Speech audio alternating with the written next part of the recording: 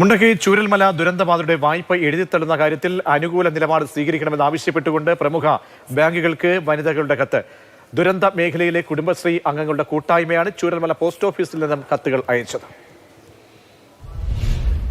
Mundakkai Chooralmala ദുരന്തബാധിതരുടെ bank വായ്പ എഴുതുന്നതുമായി ബന്ധപ്പെട്ട് ഹൈക്കോടതി തന്നെ പലതവണ ഇടപെട്ടിട്ടും കേന്ദ്ര സർക്കാർ ഇപ്പോഴും ഈ ലോണുകൾ എഴുതിത്തള്ളാൻ തയ്യാറായിട്ടില്ല.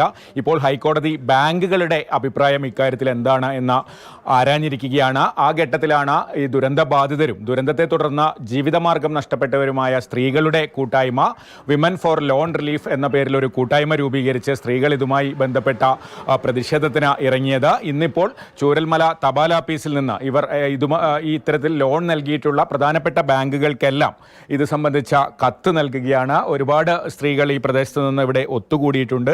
കുടുംബശ്രീ സ്ത്രീകളൊക്കെ കൂടിയിട്ട് woman four loan relief centre എന്ന് പറഞ്ഞിട്ട് ഞങ്ങളൊരു കൂട്ടായ്മ രൂപീകരിച്ച് അതിൻ്റെ ഭാഗമായിട്ട് ഞങ്ങൾ എറണാകുളം പോവുകയും പ്രസ് മീറ്റിംഗ് ഞങ്ങൾ കൊടുത്ത് ഹൈക്കോർട്ടിൽ കേസ് ഞങ്ങൾ ഫയൽ ചെയ്തിട്ടുണ്ടായിരുന്നു. തപാൽ മുഖേന തന്നെയായിരുന്നു കേസ് ഫയൽ ചെയ്തത്.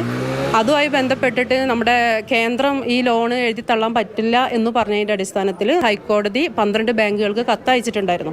പക്ഷേ അതിനും മീതി നമ്മുടെ ബാങ്കുകാർ നിരന്തരം ആളുകളെ ഫോണിൽ മെസ്സേജിലൂടെയും ഒക്കെ വിളിച്ചുകൊണ്ടിരിക്കുന്നുണ്ട്.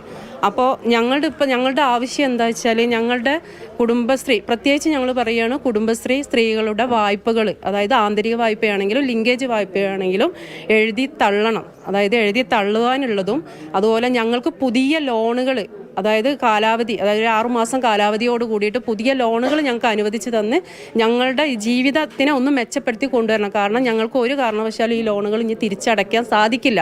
ഞങ്ങളുടെ അവസ്ഥ മനസ്സിലാക്കിയിട്ട് ബാങ്ക് നല്ലൊരു തീരുമാനം ഹൈക്കോർട്ടിലേക്ക് കൊടുക്കുമെന്ന് ഞങ്ങൾ ആഗ്രഹിക്കുന്നുണ്ട്. സർക്കാരും ഞങ്ങളെ കൂടെ നിൽക്കുന്നു, ഞങ്ങൾ പൂർണ്ണമായിട്ടും ഞങ്ങൾ വിശ്വസിക്കുന്നു.